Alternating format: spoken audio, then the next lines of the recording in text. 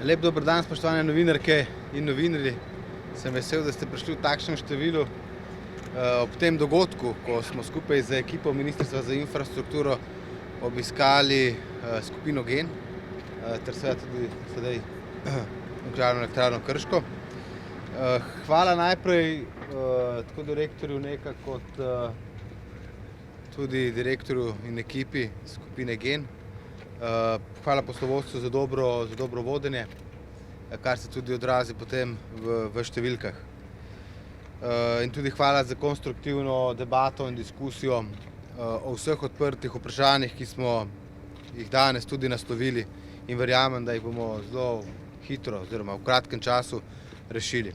Torej, Ministrstvo za infrastrukturo in Vlada Republike Slovenije se zavedata vseh izzivov, ki so pred nami v povezavi z jedrsko energijo, ampak zagotavljam, da Slovenija je in bo država z jedrsko opcijo.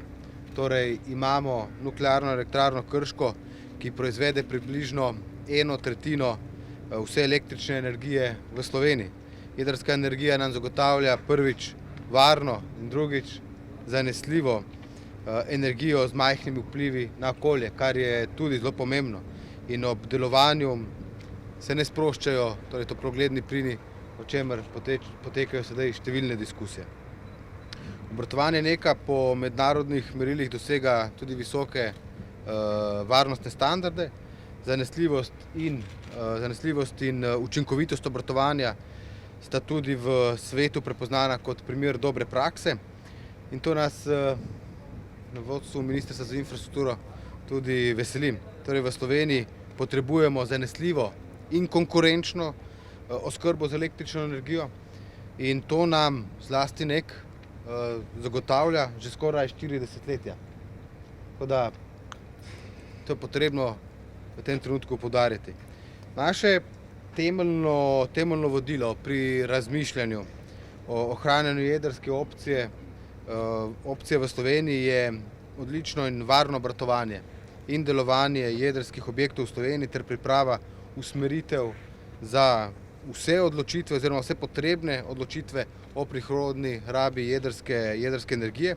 V prihodnosti bomo torej morali narediti vse potrebne ekonomske in tudi poudarjam druge, zlasti strokovne analize ter aktivnosti in šele na podlagi vseh ocen, tudi zlasti strokovnih, bo mogoče najpozneje, torej do leta 2027 govorim, najpozneje do takrat, sprejeti dokončne odločitve glede izgradnje nove jedrske elektrarne. Če bi karkoli kaj hiteli pri teh odločitvah, brez da nimamo enih določenih vmesnih komponent zagotovljenih odgovorov, o tem lahko v nadaljevanju, potem je to težko tako hitro producirati. In dokler torej ne bodo rešena vprašanja oziroma izvedeni ključni projekti, ki bi omogočili dolgoročno varno obratovanje NEK-1, dokazali tudi resnost države in investitorjev pri skrbi za jedrsko varnost, torej govorimo o odlagališču za nizko in srednje radioaktivne odpadke, torej tukaj v Vrbini, suho skladišče za izrabljeno jedrsko gorivo in izvedbo presoje vplivov na okolje za podaljšanje življenjske dobe NEK-1, torej NEK-a. Torej v tej luči je torej zelo tvegano, da bi sedaj prejudicirali o odločitvi o gradnji novega bloka, oziroma to bi bilo zelo neodgovorno strani mene kot ministra za infrastrukturo, ki je odgovoren za ta del. Torej, na tem mestu moram pa še eno stvar poudariti, o kateri v Vladi Republike Slovenije govorimo. In sicer res v preteklih tednih, tudi skozi svoje javne nastope, večkrat opozarjal na številne tako imenovane ready to go projekte, ki jih imamo v Sloveniji na razpolago. Torej gre za projekte, ki so na eni strani že pripravljeni na izvedbo, izvajalci so v nekaterih primerih že bili izbrani, sredstva, ampak opozarjam, velikokrat tudi evropska sredstva so že zagotovljena, vendar se gradnja še ni začela, in sicer zaradi različnih zapletov pri pridobivanju okoljevarstvenih soglasij. In Na tem mestu želim poudariti, da eden izmed bodočih projektov, ki bi lahko bil ta, Ready to Go projekt, mi ga tako ocenjujemo, je tudi izgradnja skladišča za nizko in srednje aktivne radioaktivne odpadke v Vrbini, ki se zaradi dolgotrajnega postopka pri pridobivanju okoljevarstvenega soglasja ter postopka čezmejne presoje vplivov na okolje v bistvu še ni začel. Tukaj želim spodbuditi odločitev o tem, da čim prej pridobimo ta soglasja.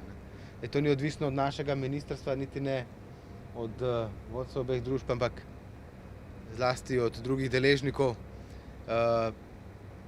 In moj namen danes tukaj je tudi to, da spodbudimo vse deležnike, da so ene stvari v državi, ki jih resnično potrebujemo čim prej, takoj, če želimo nek napredek.